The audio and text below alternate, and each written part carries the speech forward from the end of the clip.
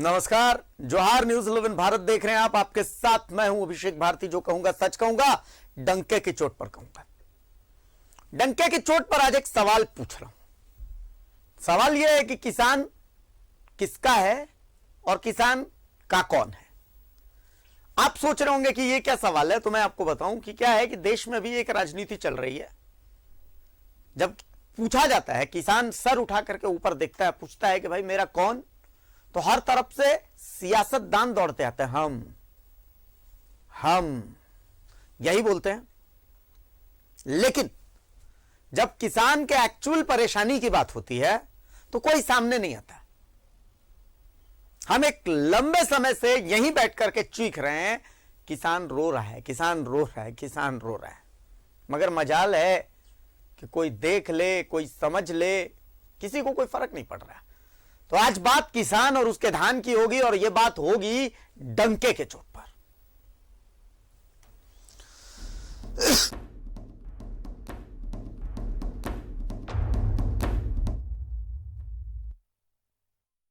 दिल्ली से लेकर पलामू तक किसान का मुद्दा छाया हुआ है, और सियासी लड़ाई इस बात की है कि किसान का हितैषी है कौन।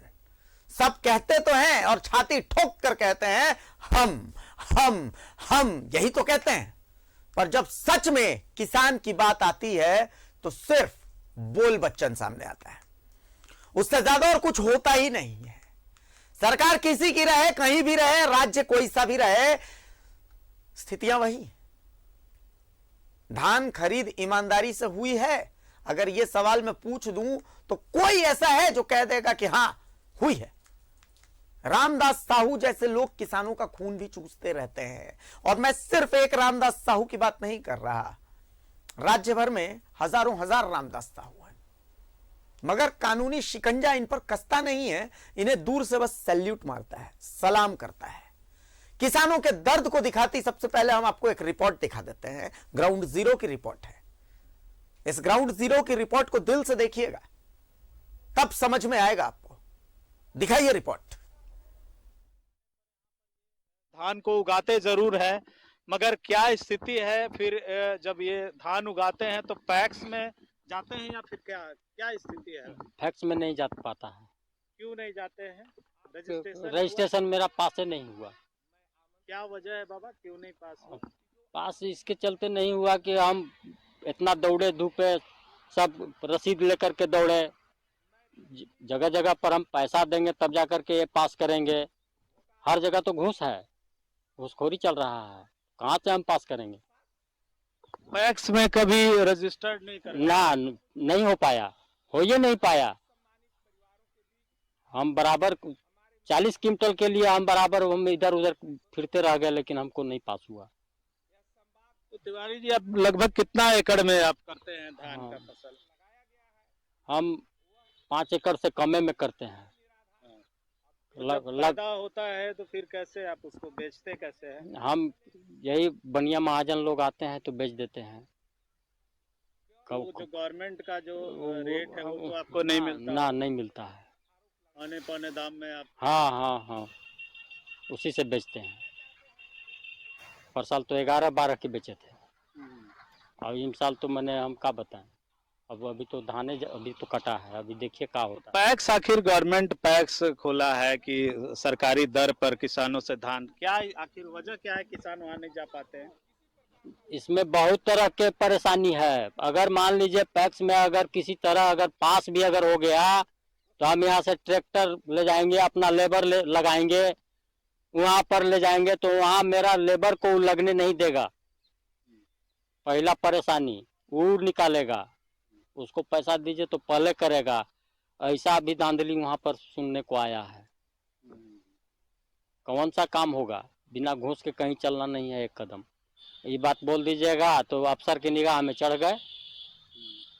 बार बार पैक्स पर यह भी बात सामने आता है कि यहाँ के किसान का धान नहीं लिया गया, बाहर के किसान का धान लिया। हाँ, बाहरी किसान, हाँ, जिसका जमीन नहीं है उसका माल जाता है। हम ही लोग से वो लोग माल खरीदेगा और ले जा करके फैक्स में देगा। इधर कहाँ किसी को आता है।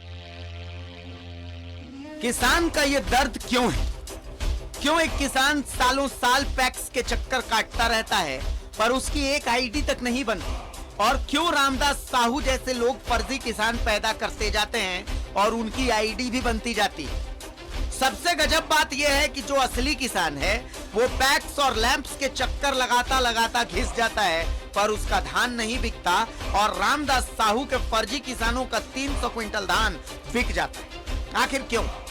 हम इस सवाल का जवाब पिछले कई दिनों से ढूंढ रहे हैं, पर जवाब नहीं मिल रहा। अब इस किसान को सुनिए, इसकी बात आपको अंदर तक झकझोर देगी।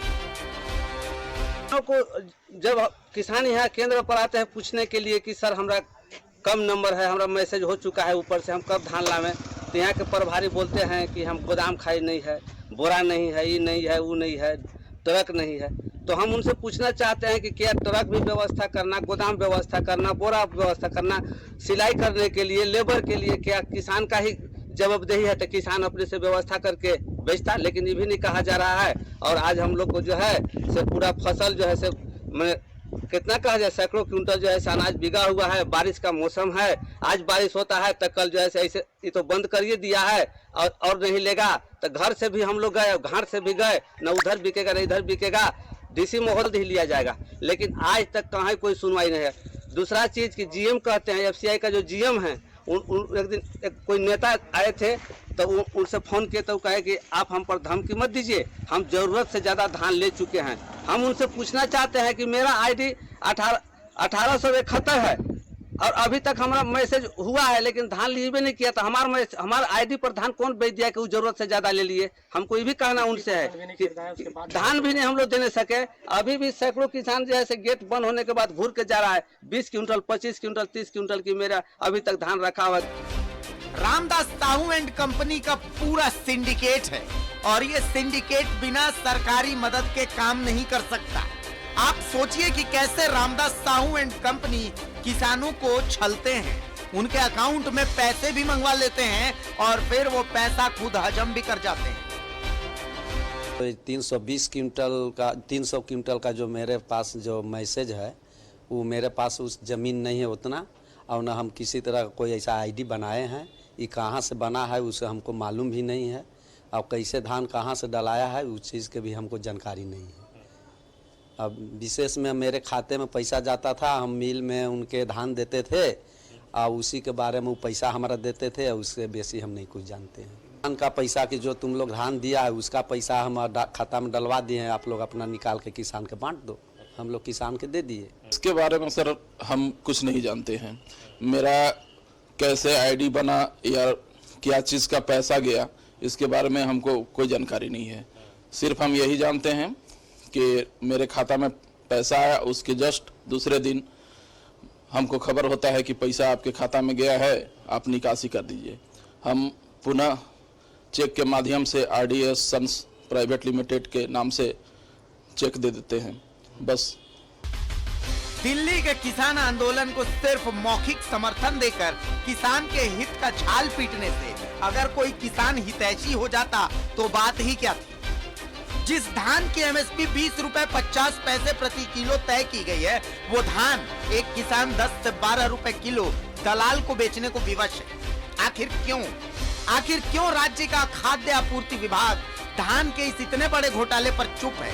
जयपुर की महंगाई के खिलाफ वाली रैली अच्छी है, लोकतंत्र में आवाज बुलंद करना भी अच्छा है, राज्य के खाद्य आपूर्ति मंत्री रामेश्वर उरांव का वहां जाना भी अच्छा है, लेकिन थोड़ा अपना घर भी देखिए हुजूर, कहां सपनों की दुनिया में खोए हुए हैं। और हम सवाल पूछते हैं तो हमारा माइक ही झटक देते हैं। गरीब आदमी है और आज के दिन के गरीबों के लिए ही गांव और गरीबों के लिए ही काम कर रहा हूं। ये आप 15 लाख लोगों को जोड़ने का देख रहे हैं राशन कार्ड से, और सबको धोती लुंगी साड़ी बटने देख रहे हैं, ये मेरा ही काम है। इसे सहमति लेके मुख्यमंत्री जी से सहमति लेके मैं ही करा रहा हूँ। ये कहाँ की बात कर रहे हैं आप? कोई कहने से न्यूज़ 11 लगातार खुलासा कर रहा लेना देना नहीं, वो क्या बोलता है नहीं, जाइए जाइए सर। न्यूज़ 11 के छोड़िए ना, क्या सही है क्या वो आप हो गया ना, आप इज्जत किए, हम मेरे घर आए हैं, अब ज्यादा मत बोलिए, बस आपने कह दिया मैंने। लेकिन सर जांच कराएंगे सर?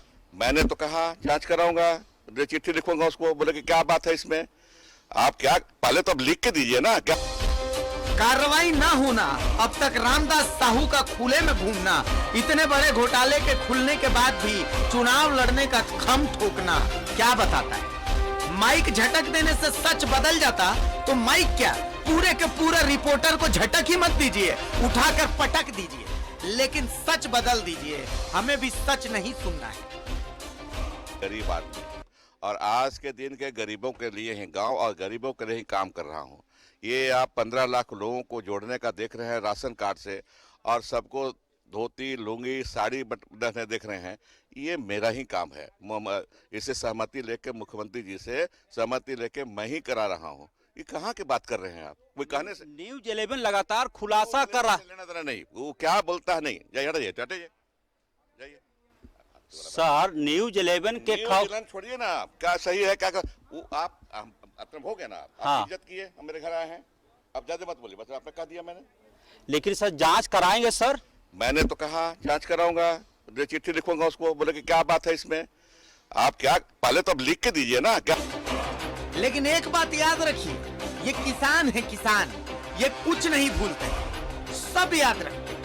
इससे फर्क नहीं पड़ता कि सत्ता में कौन है और विपक्ष में कौन है, इसे फर्क सिर्फ अपनी फसल से पड़ता है, और फसल का कड़वा सच अगर आप में क्षमता है तो फिर से सुन लीजिए। बड़े पैमाने पर यहाँ पर ये धान को उगाते जरूर है, मगर क्या स्थिति है फिर जब ये धान उगाते हैं तो पैक्स में जाते हैं या फिर क्या क्या स्थिति है? फैक्स में नहीं जा पाता है। क्यों नहीं जाते हैं? रजिस्ट्रेशन मेरा पास से नहीं हुआ। क्या वजह है बाबा, क्यों नहीं पास हुआ? पास इसके चलते नहीं हुआ कि हम इतना दौड़े धूपे, सब रसीद लेकर के दौड़े, जगह जगह पर हम पैसा देंगे तब जा करके ये पास करेंगे। हर जगह तो घूस है, घूसखोरी चल रहा है, कहाँ से हम पास करेंगे? पैक्स में कभी रजिस्टर्ड नहीं कर ना, नहीं हो पाया, हो ये नहीं पाया। हम बराबर 40 क्विंटल के लिए हम बराबर हम इधर उधर फिरते रह गए, लेकिन हमको नहीं पास हुआ। तो तिवारी जी, आप लगभग कितना एकड़ में आप करते हैं धान का फसल? हम 5 एकड़ से कमे में करते हैं। पैदा होता है तो फिर कैसे आप उसको बेचते कैसे हैं? हम यही बनिया महाजन लोग आते हैं तो बेच देते हैं। तो जो गवर्नमेंट का जो रेट है वो तो आपको नहीं मिलता? ना, नहीं मिलता है। आने पौने दाम में आप? हाँ, उसी से बेचते हैं। पर साल तो 11-12 के बेचे थे, और इन साल तो हम क्या बताएं, अब अभी तो धाने अभी तो कटा है, अभी देखिए क्या होता है। पैक्स, आखिर गवर्नमेंट पैक्स खोला है कि सरकारी दर पर किसानों से धान, क्या आखिर वजह क्या है किसान वहाँ नहीं जा पाते हैं? इसमें बहुत तरह के परेशानी है। अगर मान लीजिए पैक्स में अगर किसी तरह अगर पास भी अगर हो गया तो हम यहाँ से ट्रैक्टर ले जाएंगे, अपना लेबर लगाएंगे, वहाँ पर ले जाएंगे तो वहाँ मेरा लेबर को लगने नहीं देगा। पहला परेशानी वो निकालेगा, उसको पैसा दीजिए तो पहले करेगा। ऐसा भी धांधली वहाँ पर सुनने को आया है। कौन सा काम होगा, बिना घूस के कहीं चलना नहीं है एक कदम। ये बात बोल दीजिएगा तो अफसर की निगाह में चढ़ गए। बार बार पैक्स पर यह भी बात सामने आता है कि यहाँ के किसान का धान नहीं लिया गया, बाहर के किसान का धान ले। हाँ, बाहरी किसान, हाँ, जिसका जमीन नहीं है उसका माल जाता है, हम ही लोग से वो लोग माल खरीदेगा और ले जा करके फैक्स में देगा। इधर कहाँ किसी को आता है। अब तो बात दिल्ली तक गूंजने लगी है। रामदास साहू से लेकर धान घोटाले तक की गूंज देश की राजधानी भी सुन रहा है। छीछा लेदर से पहले कार्रवाई कीजिए राम जी। एसएफसी में लूट है, लूट की छूट ये सरकार दे चुकी है एसएफसी में।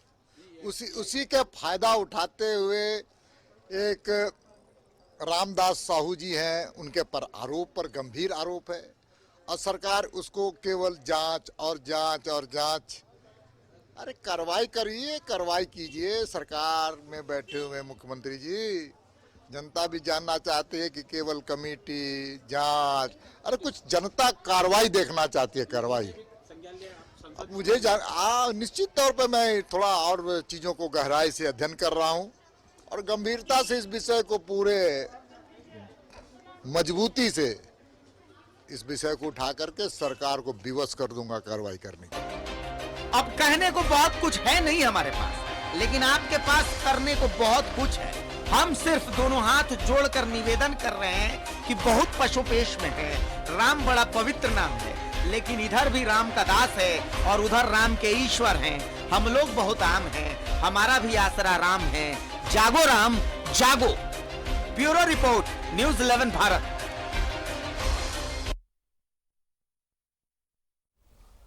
तो मुझे तो बस राम का ही भरोसा है। अब क्या बात रामदास साहू की नहीं है, बात रामेश्वर उरांव की भी नहीं है, बात तो किसान की है।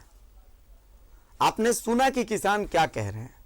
किसान कह रहा है कि भाई मैं पैक्स जाता हूं, धान लेकर के जाऊंगा, ट्रैक्टर में भर करके जाऊंगा, धान चढ़ाने के लिए, धान उतारने के लिए मजदूरों का पैसा भी लगाऊंगा, और जब वहां पहुंचूंगा तो कहा जाएगा कि नहीं भाई आपका धान तो ऑलरेडी, हमारा धान खरीद फुल हो चुका है। वो किसान कहां से आते हैं? ये मैं ऐसे किसान की बात कर रहा हूं जिसकी जमीन 2 एकड़, 3 एकड़, 4 एकड़ है। 10 क्विंटल, 20 क्विंटल, 50 क्विंटल, 100 क्विंटल धान उगाता है। उसी धान उगाने से जो पैसा आएगा उसी से साल भर उसको खाना भी है, साल भर की खेती भी चलानी है, बच्ची की शादी भी करनी है, बेटे को पढ़ाना भी है, पत्नी माँ बाप का इलाज भी करवाना है, और पूरे साल का खाना पीना भी देखना है। अब आप सोचिए, 20 रुपए 50 पैसे सरकार ने तय किया, MSP, इसी की तो लड़ाई थी, दिल्ली में बैठे हुए थे। 10 रुपए 12 रुपए यही धान का रेट है जो बाहर दलाल खरीदते हैं। बहुत अच्छा धान हुआ है आपका, हमारे यहां पिलाई मार देता है धान को। अगर पिलाई नहीं है, खुदी, ये झारखंड के लोग जानते होंगे कि धान से अगर खुदी नहीं निकल रहा है, धान टूट नहीं रहा है, सही समय से वो पका हुआ धान है, तो 12 रुपए तक आपको रेट मिल जाएगा। और अगर 12 रुपए तक नहीं मिला तो आपको मैं बता रहा हूं 8 से 10 रुपए में आपका धान दलाल खरीदेंगे। 8 रुपए से 10 रुपए प्रति किलो के हिसाब से आपका धान बिकेगा। एक किसान की दुविधा यही है। क्या होता है कि कुछ दिन उसको वो किसान मान लिया अकड़ जाए, बोले भाई इतना सस्ता मेरा धान जो है वो बिक रहा है, हम दलाल से नहीं बेचेंगे, हम सरकार का इंतजार करेंगे, हम पैक्स लैंप्स का इंतजार करेंगे। तो वो क्या करता है, घर में धान को रख लेता है, उड़िया में धान को रख लिया।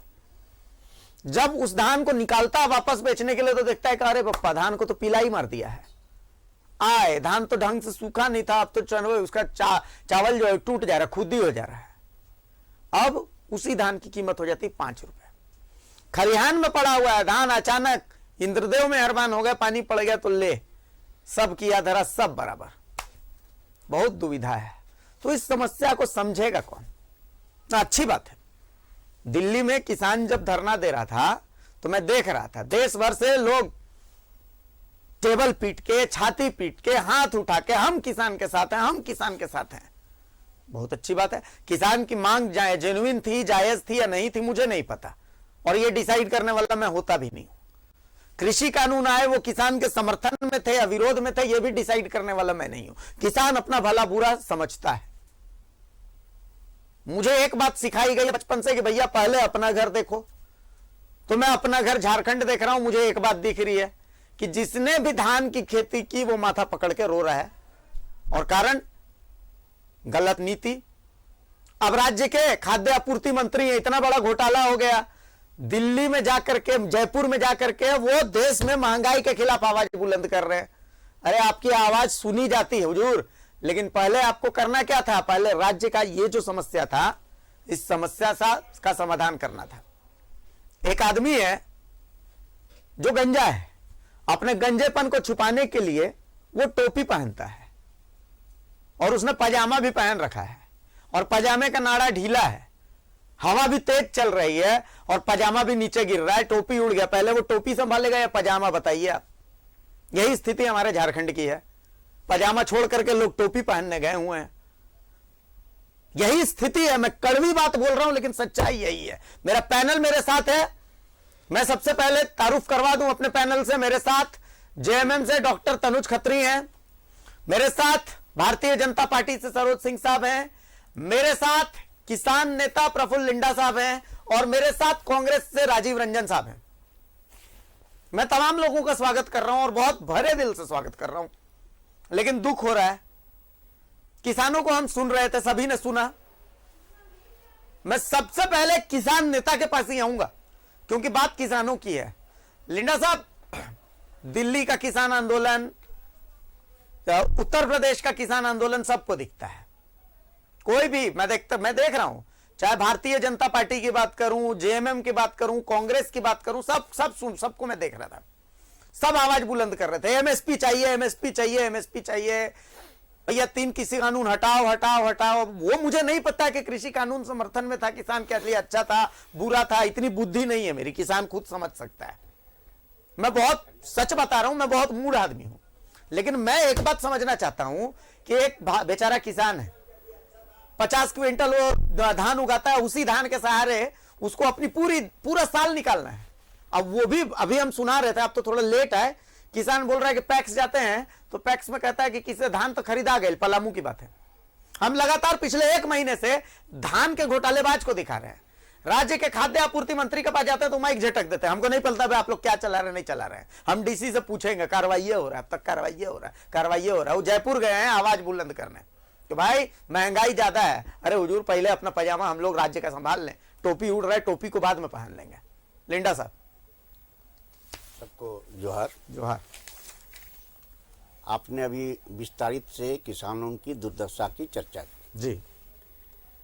झारखंड के किसान एक फसल उगाते हैं, ये है धान। और धान की अभी कीमत जो गांव-गांव में जो भी कहिए, चाहे आप कहिए एजेंट, वो भी धान का जो चावल का जो फैक्ट्री है उनका एजेंट गांव-गांव में घूम करके 11 रुपया से 12 रुपया प्रति किलो के हिसाब से वो उनके खेत से खरीद रहा है। हम मत 10.5 रुपए बेचे, हम बेचे हैं सर। हाँ। ठीक है, लेकिन आप क्या कहते हैं? आप राज्य के जो किसान नीति के तहत आप क्या कहते हैं?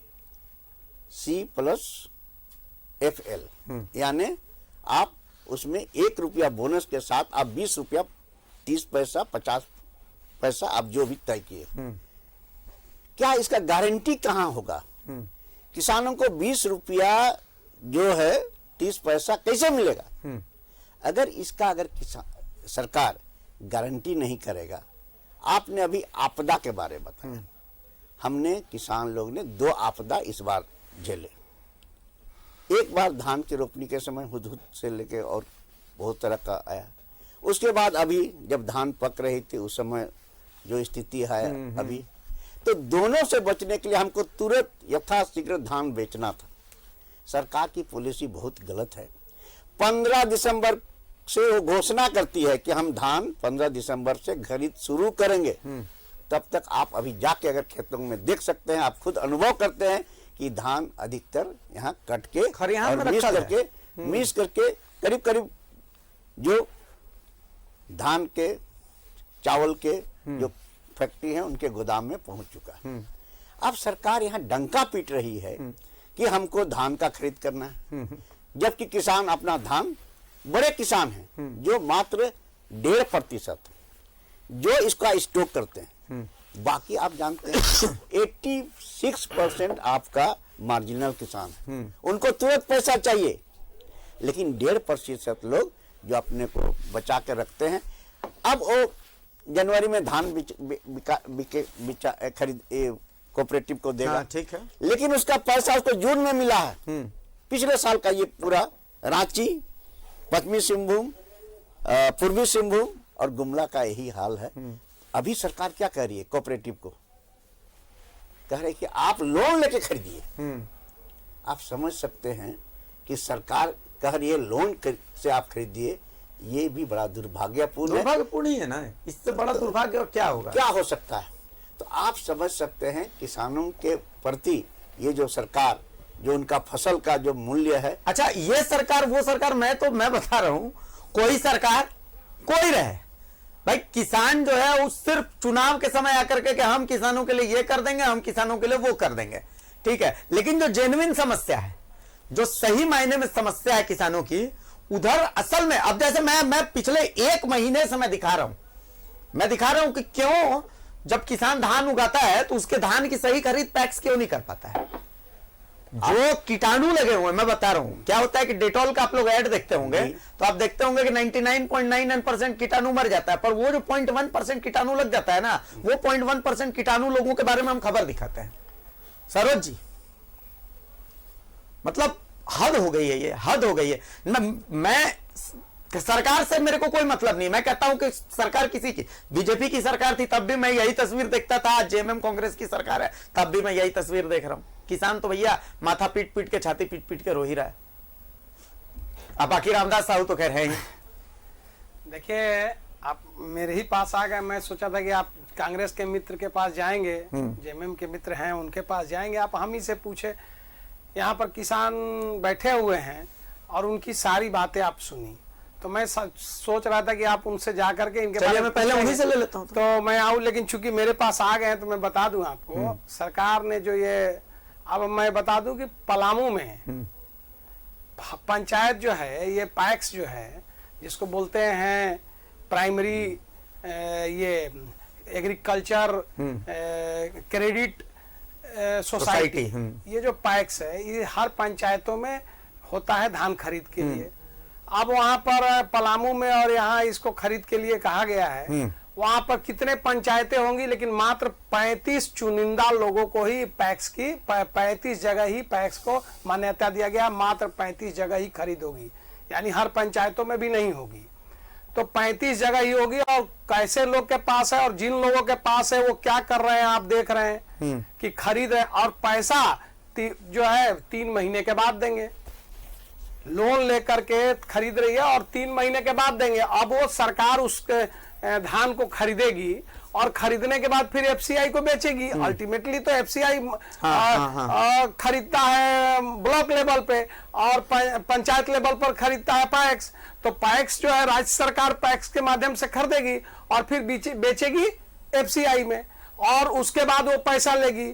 तो वो जो और लेगी पैसा, तो जो पैसा लेगी और 3 महीने के बाद, अभी बता रहे हैं कि पिछले साल का बकाया भुगतान नहीं हो पाया, तो सरकार उस पैसे का इंटरेस्ट कमाएगी। आप जरा समझ लीजिए। और उसके बाद ऊपर से रामदास जैसे लोग अब 11 रुपए खरीद रहे हैं, अब 20 रुपए एमएसपी में पैक्स उन्हीं लोगों का खरीदेगा। ये सरकार में बैठे हुए लोग, आप 1 महीना से चिल्ला रहे हैं, ये लोग कुछ नहीं कर रहे हैं, कार्रवाई नहीं कर रहे हैं, और फिर पैक्स को कह दिया और वो वही लोग को खरीदेगा और खरीद के घोटाला करेगा। और 11 रुपए खरीद के और 20 रुपये एमएसपी पर जो है सो एफसीआई को बेचेगा ये लोग। और उसके बाद ये आप जो आप कई दिनों से दिखा रहे हैं रामदास सोरेन का कि उनको रामदास साहू जी का मिल भी है, सॉरी वो चल रहा है दिमाग में, सिर्फ सोरेन चल रहा है, क्या है चलना भी चाहिए। तो उसके बाद क्या है कि ये बेचेंगे, उनका मिल भी है। अब ये मिल का कहानी सुनिए, मिल की कहानी सुनिए। अब एफसीआई जो धान सड़ जाता है या खराब हो जाता है, तो उसमें प्रावधान है सरकार का कि जो धान अगर गोदाम में है वो खराब हो गया तो उसको आप 20 रुपए एमएसपी पर खरीद के 3 रुपए 4 रुपए किलो पर उसको धान को जो है ये बेच दिया जाता है उसको, जिसको कहते हैं कि ऑक्शन कर देना। बिल्कुल ऑक्शन हो जाता है। और ये गोदाम, ये जो उनका मिल है उसी ऑक्शन का माल, ओरिजिनल माल जो माने गड़बड़ नहीं है, वो ओरिजिनल माल वहां से लेकर के और वहां अपने मिल में उसको कूट करके चावल बेच रहे हैं। यानी एक तरफ एमएसपी पे गड़बड़ करके 10 रुपया कमा रहे हैं और उसके बाद वो ऑक्शन के नाम पर फिर उसी धान को 3 रुपए 4 रुपए लेकर के अब मिल वाला भी काम चला रहे हैं। यानी डबल स्टैंडर्ड पे ये जो है घोटाला घपला चल रहा है। और सरकार ने कह दिया पैक्स से खरीदेंगे, किसान कह रहे हैं कि भाई अब तो हमको पैसे नहीं मिलेगा, और सरकार कह दिया कि हम आधा पैसा देंगे, आधा चलिए बाद में देंगे। तो ये कहानी है। तो ये दोनों किसान भी यहाँ बैठे हुए हैं दोनों। ठीक है, मैं आपके पास फिर से आऊंगा ना। हाँ, बाकी दोनों से मैं एक बार प्रतिक्रिया ले लूंगा। मैं आपको कुछ बात बता दूंगा, मैं पहला फेज में नहीं बताना चाहता, दूसरा फेज में कुछ और बाकी लोगों की प्रतिक्रिया के बाद आपके पास आ जाऊंगा। चलिए एक छोटा सा हम ब्रेक ले रहे हैं। एक छोटे से ब्रेक के बाद जब वापस आऊंगा तो मैं डॉक्टर तनुज के पास और राजीव रंजन जी के पास, दोनों के पास आऊंगा। एक छोटा सा ब्रेक लीजिए।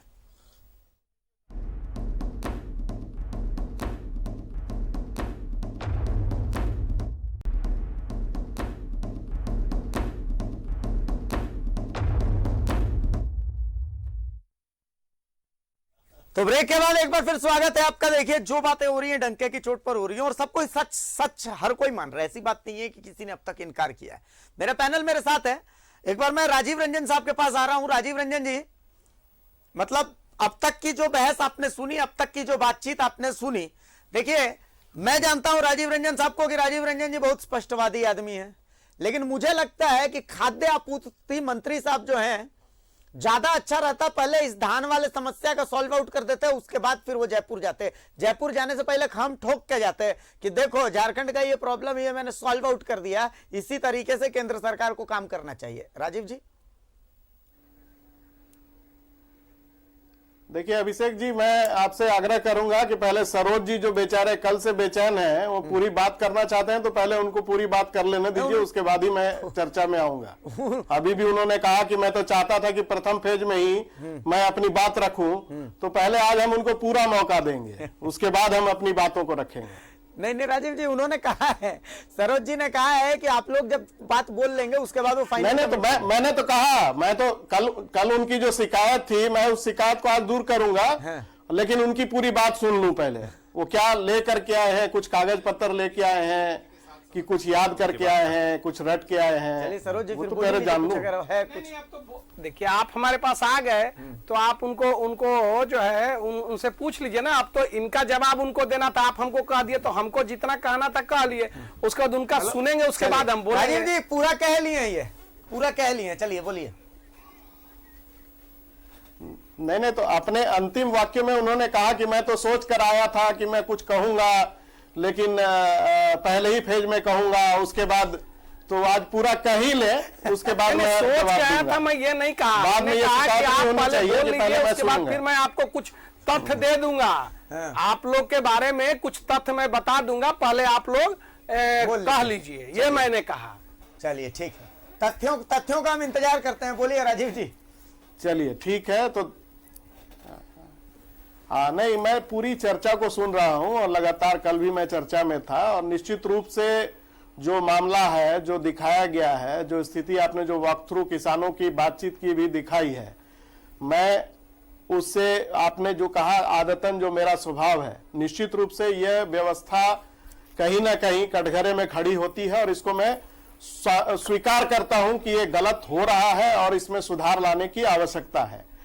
रही बात कि आपने एक बात कही कि मंत्री महोदय पहले यहाँ की व्यवस्था सुधार लेते तो जयपुर जाते। देखिए, राजनीतिक दल के रूप में, कार्यकर्ता के रूप में, कोई राजनीतिक दल का अपना अपना कार्यक्रम होता है।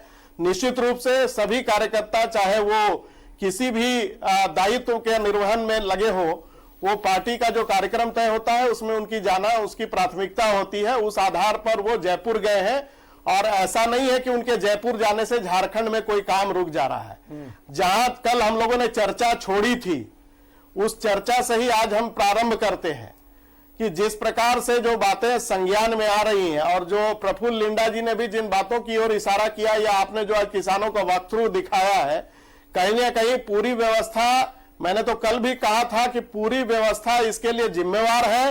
एक अकेला व्यक्ति के ऊपर इतना बड़ा आयोजन करके, एक प्रकार से उस सिंडिकेट बना करके ही कोई काम कर पाता है।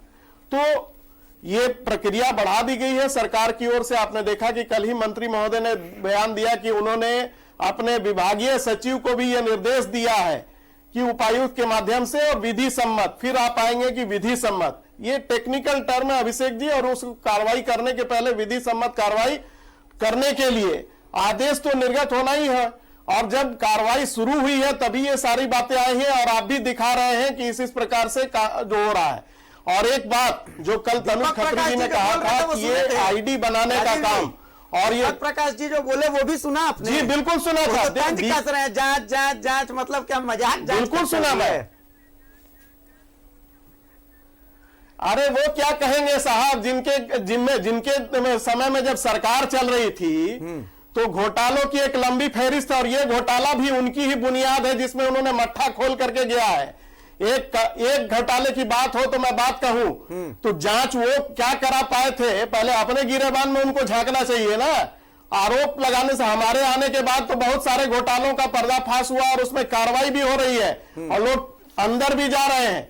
और मैंने कल भी आश्वस्त किया था कि जिस दूरदृष्टि और पक्के इरादे के साथ महागठबंधन की सरकार आई है। सरोज जी मुस्कुरा के पूछ रहे हैं, कौन सा एक उदाहरण दे दीजिए। मैंने सरोज जी से जरा मुस्कुरा के पूछ लीजिए कि रेणु पनिकर जी कहाँ है, अब तक कहाँ छुपाए हुए हैं उनको। और जो राष्ट्रीय बागवानी मिशन घोटाले के मिश्रा जी हैं वो कहाँ हैं, उनको कहाँ शेल्टर दिया हुआ है इन्होंने। इन लोगों को घोटालों और घोटालेबाजों की जानकारी ज्यादा रहती है ना। सवाल का जवाब ये थोड़ी हुआ। अभी पहले इनको शेयर मिलता था, अभी शेयर मिला नहीं, ये बिल्कुल है। मतलब शेख अभी तक वो कहाँ छुपी हुई है रेणु पनिकर जी, वो बता देना। अपनी अपनी देख की बात नहीं हो रही है। मैंने तो अपने कार्यकाल में पूरा तरीके से देखने का काम किया है और आपको आने वाले दिनों में इसके परिणाम भी देखने को मिलेंगे। चलिए, ठीक है कि आप परत दर परत उसको खुलासे करते चले जा रहे हैं और आप इस जांच में सहयोग भी कर रहे हैं। चलिए ठीक है, मैं आपके काम को साधुवाद देता हूं जी। मैं भी चाहता हूं कि आपकी सरकार के काम को मैं भी यहां बैठ करके साधुवाद दूं। इच्छा तो मेरी भी ऐसी है डॉक्टर तनुज। देखिए अभिषेक जी, बिल्कुल मैं आपके इच्छा के अनुरूप ही काम करवाऊंगा, निश्चिंत रहे आप। देखिए अभिषेक जी, आप एक चेंज को फील कर रहे और होंगे। मैं लड़ाई लड़ूंगा आपके साथ। आप एक चेंज को फील कर रहे होंगे उस तरफ बैठ करके। मैं थोड़ा सा फ्लैशबैक, क्योंकि लंबा समय सबने लिया, तो मैं थोड़ा सा फ्लैशबैक में ले जाना जरूरी है इस मुद्दे के लिए कि पिछली सरकार में जितने घोटाले हुए वो अब सामने आ रहे हैं एक एक करके। लेकिन घोटाले तो कब हुए थे? 2016 में, 17 में, 18 में सारी कुकर्म करने का काम किया गया था, बीज बोने का काम किया गया था। वही अब जो है ये फल दे रहा है। कैसा फल है, खट्टा है, मीठा, वो आपको भी पता है। पहले तो आप वहां बैठते थे ना, आपको बोलने तक की मनाही थी। आपको ये जो कार्यक्रम आज लगातार आप चला रहे हैं ना, ये अगर भारतीय जनता पार्टी की सरकार में अगर चलाने तक की मनाही थी। मैं ये आप ही का वर्ड लेकर के, आप ही का टैगलाइन न्यूज़ 11 का लेकर के डंके की चोट पे बोल रहा हूं। बोलने तक की मनाही थी, अंडर प्रेशर लोग काम करते थे। और आज क्या हो रहा है? जिस दिन से आज राज्य के युवा मुख्यमंत्री, लोकप्रिय मुख्यमंत्री हेमंत सोरेन जी ने कमान संभाली है, परत दर परत चीजें सामने आ रही हैं और कार्रवाई हो रही है। और इस कार्रवाई में झारखंड की जनता साथ दे रही है, सहयोग कर रही है। तमाम जो मीडिया संस्थान है वो सहयोग कर रहे हैं, बातें सामने आ रही हैं, छप रही हैं, लगातार टीवी चैनल पर दिख रही हैं। लेकिन इसमें दर्द किसको हो रहा है? ये बात सामने आ रही है, भारतीय जनता पार्टी को दर्द हो रहा है और उनके नुमाइंदों को दर्द हो रहा है, क्योंकि इन्होंने प्लांट करके वैसे लोगों को बनाया था। आज जो ये नया जो पॉलिसी लाने का 15 दिसंबर से जो चीजें लागू हो जाएंगी, ये इसी सब जो गंदगी फैलाई थी इसको खत्म करने के लिए वो चीजें हैं। और अभी जो चीजें हो रही हैं, यहां पे सभी लोग बैठे हैं, किसान के रिप्रेजेंटेटिव भी हैं, ये भी बताने का काम करेंगे आगे चल करके, अगर अब समय होगा तो, कि ये गंदगी फैलाई किसने। और किसान की बात जो राज्यसभा के जो सांसद हैं, उनके झारखंड के प्रदेश के अध्यक्ष भी हैं, ये क्या कर रहे थे? जब ये 3 कृषि कानून आया था तो ये जन जागरण कार्यक्रम चला रहे थे कोविड के समय में, ये गाड़ी चढ़ा रहे थे किसानों पर। इनके मुंह से किसान की बात कम से कम नहीं शोभा देती है, कम से कम किसान की बात। ज्यादा से ज्यादा तो पूरा देश आ जाएगा इसमें मैं कहूंगा तो, लेकिन कम से कम, चूंकि संवेदनशील विषय है, जिसके द्वारा हम खाते हैं अन्न, जो आज हम इस आवाज में बोल पा रहे हैं, आप सब हम यहां पे बैठ के, उसके लिए सिर्फ और सिर्फ हमारा किसान अगर नहीं होता तो हम ये बोल भी नहीं पाते।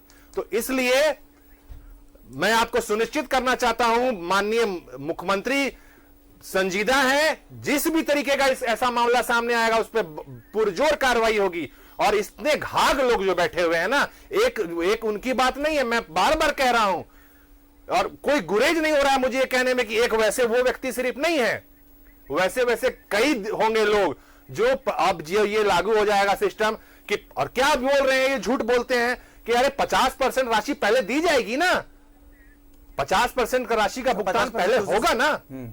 ऐसा तो नहीं है कि कोई, अब हम तो पूंजीपतियों को, व्यापारियों को तो नहीं ना दे देंगे कि ले जाइए किसान का, किसान उगा रहा है अपने खून पसीने से, और कोई मोटा व्यापारी आकर के, मोटा से मेरा उसके शारीरिक चीज से संबंध नहीं है, कहने का मतलब है कि कोई पैसे वाला व्यापारी आ रहा है, वो लेकर चल जा रहा है, ये तो कम से कम हम नहीं होने दे रहे हैं। इस पहल का आपने यहां बैठ करके हम सबने स्वागत करने का काम किया था, इस पर बात होनी चाहिए। और रही बात की तमाम जो चीजें सामने आ रही हैं, ये दुख, ये दर्द, ये देने का काम भारतीय जनता पार्टी ने किया है और उसको सुधारेंगे। 15 तारीख से तस्वीर बदल जाएगी। नहीं, निश्चित तौर पर देखिए गंदगी कितनी फैलाई है। एक समय तो लगेगा ही, ये नहीं कह रहे कि 15 तारीख को सुबह 6 बजे से ही तस्वीर बदल जाएगी, लेकिन निश्चित तौर पर जब किसान डायरेक्ट बेच पाएगा सरकार को अपना एक जो लिमिटेड टैक्स के थ्रू ना तनुज भाई, नहीं जिस भी माध्यम से होगा, आगे चल करके अगर उसमें कुछ चीजें सामने आएगी तो संशोधन होगा ना।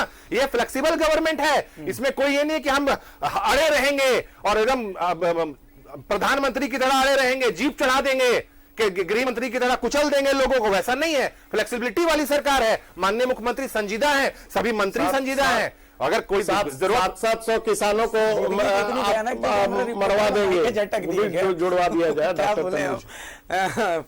खैर तीनों बातें जी। सरोज जी मैं आऊंगा, आपके पास आऊंगा, क्योंकि मैं एक बार प्रफुल्ल जी के पास आ रहा हूँ। प्रफुल्ल जी देखिए, ढाक के वही 3 बात या कुछ लगता है कि कुछ चेंज होगा सबकी बातें सुनने के बाद? हम आपको बता दें कि अभी पूर्वी सिंहभूम में जितना धान का खरीद हुआ वो पश्चिम बंगाल के लोग आके खरीदे। कोडरमा में आप अभी धान का अभी जितना खरीद हुआ करीब करीब समाप्त हो गया, उसमें ही पश्चिम बंगाल के व्यापारी खरीदे। आपका धनबाद रांची है ना, ये राजधानी रांची है। आप चान्हो प्रखंड चल जाइए, बेड़ो प्रखंड चल जाइए, बुंडू चल जाइए, कमार चल जाइए, हम ये कहना चाहते हैं सब जगह बंगाले का व्यापारी आके खरीद के जाता है। आपको ये हम ये बात कहना चाहते हैं कि सरकार खरीद करेगी कब? जब चावल मिल के व्यापारी या उसका एजेंट सब धान को खरीद होगा। अब क्या होता है, आपको रजिस्ट्रेशन कराना पड़ेगा कि भाई हम किसान हैं, हमारा इतना जमीन है, रजिस्ट्रेशन आप कराइएगा। तो सर्वप्रथम 15 तारीख में आपको एक फॉर्म दिया जाएगा कि आप एक रजिस्ट्रेशन करा लीजिए। फिर उसमें कितने तरह का माने कितना अमाउंट का आप धान बेचिएगा ये भी आपको सबूत देना होगा। फिर आपके पास जब धान बेच देंगे आपके पास एसएमएस आएगा कि आपके कीमत जितना होगा वो कैलकुलेट करके 15 दिन के बाद आपको उसका राशि मिलेगा। लेकिन राशि अभी नहीं मिलेगा आपको, अप्रैल मई में ही मिलेगा। ये पिछला जो हुआ है। और अभी जो हम लोग किसानों के साथ जो गांव-गांव में घूमे, हम लोग ने देखा कि सरकार का जिस ढंग से हमारा जो किसानों को जो संरक्षण देने का सवाल है, ये इस सरकार में भी हम लोग कमी देख रहे हैं। हम माननीय हेमंत सोरेन से कहेंगे कि किसानों को अगर लाभकारी मूल्य और उनको लाभ देना है तो अभिषेक जी, 15 दिसंबर से एक सवाल करना चाहूंगा। जी पूछिए ना अभिषेक जी। जी मैं प्रफुल्ल जी से एक सवाल करना चाहूंगा कि ठीक है, हेमंत जी के सरकार में आप जो ये कमियां देखे हैं उसको गिनवा रहे हैं, तो आदरणीय रघुवर दास जी के सरकार में क्या व्यवस्था थी, एक बार जरा उसको भी बता दें। चूंकि आप किसानों के नेता हैं, किसानों के आंदोलन के प्रणेता रहे हैं, तो क्या व्यवस्था थी और उससे कितना अंतर है उसको भी जरा बता दें। हम तो इसको खेत के साथ कहना पड़ रहा है कि पिछले दिनों में स्थिति और बदतर थी। अभी आपको कम से कम हम लोग को धान बेचने का माने छूट है। पिछले दिनों में हमको ये भी छूट नहीं था। लेकिन जो मूल्य है, मूल्य जो 20 रुपया 50 पैसा का जो है, उसमें 1.5% अभी हेमंत सरकार के द्वारा 1.5% किसानों को ही लाभ हो रहा है। और पिछले बार जो है ये भी हमको लाभ नहीं मिलता था। हम खाली इतना ही कहना चाहेंगे कि हमारे किसानों को हेमंत सरकार से बहुत उम्मीद थी। हमने उनके गलतियों से के कारण हमने उनको पद से पदच्युत किया है। और इसीलिए हम इस बड़े उम्मीद के साथ कि जैसे ही कोविड खत्म होगा किसानों को उनका लाभकारी मूल्य और उनको किसान संरक्षण देगा। इन्हीं बात, बहुत अच्छी बात बोली आपने सरोज जी। देखिए, 2 बार से प्रफुल्ल जी ने दोनों बार लिंडा साहब ने कहा, इस बार भी कहा सरकार के बारे में, पिछली बार भी कहा। तो जवाब न कांग्रेस के मित्र दिए न जेएमएम के मित्र दिए। गोल गोल घुमाते रहे। दोनों किसानों का जो हालत है और किसानों का हालत ये जो सरकार की, उस पर इन्होंने जवाब नहीं दिया। एक मित्र ने कहा कि पिछली सरकार का बता दीजिए। लिंडा साहब ने कहा मैं इनकी बातों को नहीं काटूंगा।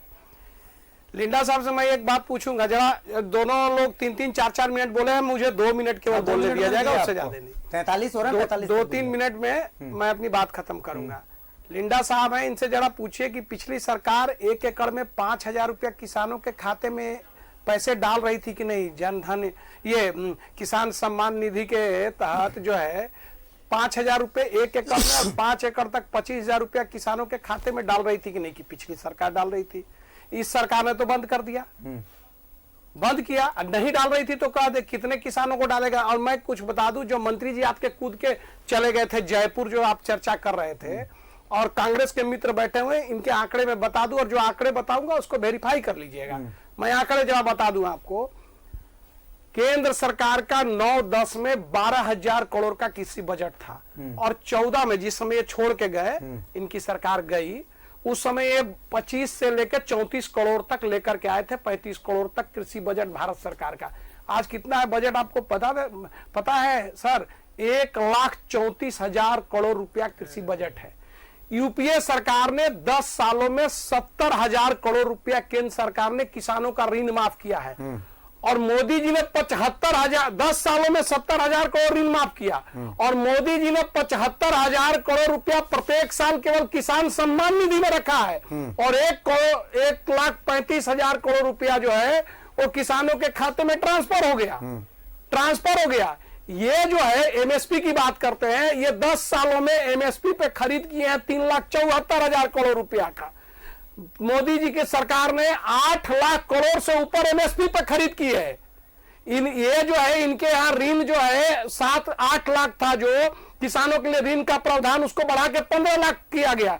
1 लाख करोड़ रुपया आत्मनिर्भर किसानों के लिए आत्मनिर्भर योजना में दिया केंद्र सरकार ने जितना। और सुनिए, और इनका एमएसपी बता दें, इन्होंने दलहन खरीद किया है 745 करोड़ रुपए का, इन्होंने 5 साल में यूपीए सरकार। मोदी जी की सरकार ने 50,000 करोड़, कहां 745 करोड़ और कहां 50,000 करोड़ का दलहन एमएसपी पर खरीद किया। ये लोग बात करेंगे, ये लोग ऐसे ही हवा में बात करते हैं। और ये जो जितना मैं आंकड़ा बता रहा हूं, आप आंकड़े को कोई भी चुनौती दे दें, जितना हो सका। और उसके बाद भी मोदी जी ने कृषि बिल लाया था, किसानों के हित में लाया था। अगर किसानों के हित में वो बिल था, अगर आज जो है वो किसके फसल का कॉन्ट्रैक्ट पहले हो गया होता, तो धान के लिए इधर उधर तो नहीं दौड़ना पड़ता। थोथी दलील ये लोग, पिछली सरकार जो है वो पिछली सरकार ऐसे किया, पिछली सरकार अगर कोई मान लिया हम थोड़ा देर के लिए कि कोई गड़बड़ी की है, तो आप तो सुधारिएगा कि केवल पिछली सरकार हुआ इसलिए इस सरकार में सब लूट ले। 2 साल हो गया, अगर पिछली सरकार में किसी ने गड़बड़ी किया है तो आप जेल भेजिए ना। किसका इंतजार कर रहे हैं? मेरा सवाल, कार्रवाई नहीं कर रहे हैं। एक मेरा सवाल, आंकड़े में आप बहुत मजबूत है, बहुत सही आंकड़ा आपने, मैंने चेक किया, एकदम सही आंकड़ा दिया। किसानों के का जो आंदोलन चल रहा था उसमें कितने किसानों की मौत हुई, आंकड़ा है? 145 मौत छत्तीसगढ़ में हुआ, उसका जवाब दे वो। अरे हम आंकड़े, मेरे पास तो आंकड़े ये लोग कह रहे हैं 700। अब 700 किसान कैसे मरे? ये गोली चलवा के सरकार ने मारे। अभिषेक जी, 700 किसान कैसे मरे? सरकार गोली चलाई क्या? ये लोग तो ट्रैक्टर लेकर चढ़ गए किसान, जिस तरह से लाल किले और ध्वजा पर एक लाठी तक नहीं चलाई। कितने सिपाही घायल हो गए, किसान मरे, तो क्या सरकार ने गोली चलवा के मार दी क्या? गिनवा रहे 700 करोड़, 700 किसान। राजीव जी, 136 किसान छत्तीसगढ़ में मरे, मुआवजा दिए क्या? राहुल गांधी जी ने सदन के अंदर में 500 किसानों का पूरा नाम, पता और फोन नंबर के साथ आंकड़ा दिया है। उनकी मृत्यु कैसे हुई वो लिखे हैं। उनकी मृत्यु सरकार की गोली से हुई है क्या? आप राजीव भाई, उनकी मृत्यु सरकार की गोली से हुई है। अब थोड़ा धैर्य रखिए ना। नहीं, आप धैर्य है, मैं आपसे सवाल कर रहा हूँ।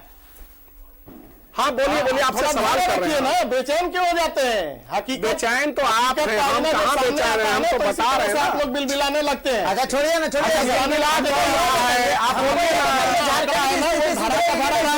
बताइए। आज भी नहीं, उनको बोलने दीजिए ना, वो राजीव जी को बोलने दिया जाए। और हम सुधारने के लिए ही आए हैं, हम सुधारने के लिए आ रहे हैं, हम सुधारने के लिए आए हैं। और आप परत दर परत जिस प्रकार से सारी चीजें सामने आ रही है, उसको सुधारने में बरसों का जो गड़बड़ झाला है, उसको सुधारने में एक दिन में प्रफुल्ल लिंडा जी ने क्या कहा, अभिषेक जी, प्रफुल्ल लिंडा जी ने क्या कहा कि पहले सरकार में तो इससे भी बदतर स्थिति थी, अब तो कम से कम ये हो रहा है। तो मैं आगे भी सरकार ने बंद कर दिया है, तमाम किसानों को इस बात के लिए आश्वस्त करना चाहूंगा। अच्छा स्थिति हो गई। कितना राशि आई तो प्रफुल्ल जी बताएंगे। बंद कर दिया, वही कितनी राशि मिली आपको ये बताएंगे। समय चूंकि बहुत कम है मेरे पास, तनुज भाई के पास जाना होगा। अरे बाप रे बाप, यहाँ कितना जीरो था, कितने लाख करोड़ में, वो भी हम पूछेंगे नहीं, छोड़ दीजिए। जब ऋण माफी के लिए जब किसानों के बैंक डेटा को खंगाला गया तो सारे फर्जी आंकड़े निकले। किसी किसान का केवाईसी नहीं था। किस किसान के खाते में आपने पैसा डाला, अगर उसके भी जांच हो जाएगी ना, पूरी पिछली सरकार जो है वो गड़बड़ झाले में फंसती हुई नजर आएगी। अरे भैया सुनिए राजीव भाई, एक मिनट में ऋण माफी एक सवाल ले लीजिए, एक सवाल ले लीजिए, बीच में टोकना नहीं चाहिए। बड़ा बड़ा आंकड़ा लेकर के किसानों राजीव भाई आपने बोला कि गोली चलवाई। अरे राजीव भाई एक सवाल ले लीजिए ना, ठंड में किसान आके सुना रहे हैं सिंगू बॉर्डर पर खड़े थे, जाएंगे ठंड से मारा गोली चलाने से। अरे किसानों के ऊपर गाड़ी चला दी, वो भी बता दीजिए ना। झूठा फर्जी आंकड़ा मत दीजिए यहाँ बैठ के। मात्र 7% किसान को मिला। 7% को भी मिला ना, 7% को मिला ना, इसको बंद कर दिए। अभिषेक जी मुझे बोले आपके अभिषेक भाई आपके एक मित्र पत्रकार हैं, बहुत लोकप्रिय हैं, वो आपके मित्र भी हैं। उनका एक किसी भारतीय जनता पार्टी के सांसद से डिबेट कर रहे थे, इंटरव्यू कर रहे थे नेशनल चैनल पर, और उन्होंने बोला कि भाई नोटबंदी के बाद 98.98% जो 98.98% पैसे वापस आ गए, तो उन्होंने कहा कि 2.2% बच गए ना, वही था काला धन। तो वही बात मुझे अभी इनकी याद आ गई। आप समझ गए मैं किस ओर इशारा कर रहा हूं आपका। तो कहने नहीं, रुकिए, ये जो अभी क्या कर रही है ना भारतीय जनता पार्टी, आज इनको भी बता के भेजा गया है वही करने के लिए। मैं बता दें, स्पष्ट बोल रहा हूं चैनल पे। अब क्या है, फिगर्स में झूठ बोलो। मैं इनका फिगर्स को झूठ ला नहीं रहा हूं, क्योंकि मैं अभी चेक नहीं कर रहा हूं उसको। अब फिगर्स पे झूठ बोलो, 20,000 करोड़, 50,000 करोड़। अरे जीरो कितने हैं भैया, वो भी मैं नहीं पूछूंगा आपसे, देख लीजिएगा घर जाके कैलकुलेटर में। लेकिन ये झूठ झूठ झूठ, पहले तो ये लिटरेचर में झूठ बोलते थे, पढ़ाई लिखाई में झूठ बोलते थे, किताबों से जीवनी हटाने के लिए झूठ बोलते थे, ठीक है, मुख्यमंत्री के द्वारा। और उसके बारे हुडौट जूतों से स्वागत हुआ है आपका, जूतों से स्वागत हुआ है सरायकेला खरसावा के अंदर में मुख्यमंत्री का। अरे अभी देखिए, अरे बड़े आने दीजिए, आप प्रधानमंत्री का स्वागत होगा लोकसभा के चुनाव में। काहे बीच में बोलते हो यार, फिर आप एकदम आप फिर बीच में आ जाते हैं, आप बीच में आ जाते हैं, सकते नहीं सकिए। 50,000 करोड़, अरे क्या दिए, 22,000 करोड़ कहां गया पैकेज, कितना खर्च हुआ। चिल्लाएंगे, किसान का अन्न खा करके हम चिल्लाने ही आएंगे। और हमारे सामने माननीय किसान नेता बैठे हैं, इन्होंने तो बता दिया कि 7% हुआ है। एक चीज और पूछना चाहेंगे हम माननीय लिंडा जी से, हम चाहेंगे, अरे भैया 5% दिया, दे दिया, पूरे देश का बात कर रहे थे, अभी 7% में आपके अटक गए। और देखिए बीच में अभिषेक जी फिर बीच में हो रहा है मामला चला। लिंडा जी से मेरा प्रश्न है, लिंडा जी से, लिंडा जी देखिए नहीं सक रहे हैं तो बीच में बोले, नहीं बोलेंगे। अरे आपका पैदा किया हुआ है आरडीएक्स और आरडीएक्स सब चीज, आप कार्रवाई करें। पुलवामा का आरडीएक्स और यहाँ का आरडीएक्स आपका पैदा किया हुआ है दोनों। अभिषेक जी कहाँ गया आरडीएक्स, पुलवामा का आरडीएक्स कहाँ गया, हमला कराते हैं देश पे। अभिषेक जी, लिंडा जी से समय हमारा पूरा हो चुका है। समय एक सेकंड में समय बोले। लिंडा जी से मैं जानना चाहता हूँ कि फर्जी किसान कैसे इन्होंने भारतीय जनता पार्टी की सरकार ने बनवाया था। जो असली किसान मेरे साथ बैठा है, लिंडा जी मेरे पास 10 सेकंड है, ये जवाब है इसका। हम लोग झारखंड का किसान जानना चाहता है। लिंडा जी से फाइनल कमेंट ले लेता हूँ, 10 सेकंड है, बोलिए। इनका जो दावा है अभिषेक जी, किसानों को, अभिषेक जी मुझे भी हम लोग ने सर्वे किया, सर्वे में 7% और बाकी 19% फर्जी किसान। चलिए राजीव रंजन जी 10 ही सेकंड है मेरे पास, बोलिए। बंद कर दिए और राजीव जी, और वो एक पैसा का हेर फेर क्यों किया ना, पैसा का हेर फेर साबित हो गया। चलो बोलिए आपको धन्यवाद देना चाहता हूँ राजीव जी। अरे आपके सामने हमारे किसान, बहुत शुक्रिया, समय मेरा पूरा हो गया, बहुत शुक्रिया, बहुत शुक्रिया डॉक्टर तनुज खत्री, बहुत शुक्रिया राजीव रंजन साहब, बहुत शुक्रिया प्रफुल्ल लिंडा साहब, बहुत शुक्रिया। देखिए यही चिल्लम चिल्ली मच जाती है, सवाल पूछने पर यही चिल्लम चिल्ली मच जाती है, और आरडीएस जैसे लोग मस्त रहते हैं, किसान जो है वो पस्त रहता है, यही सच्चाई है। भैया तस्वीर बदलिए, फिर से मैं कह रहा हूं, जयपुर से ज्यादा जरूरी ये झारखंड और ये पलामू का घोटाला है। इतना बड़ा घोटाला है भैया, खुलासा कर दीजिए, सब कुछ तो हम दिखा दीजिए, माइक फेंक दीजिए, रिपोर्टर को पटक दीजिए, लेकिन इंसाफ कर दीजिए। बहुत नमस्कार, बहुत जोहार।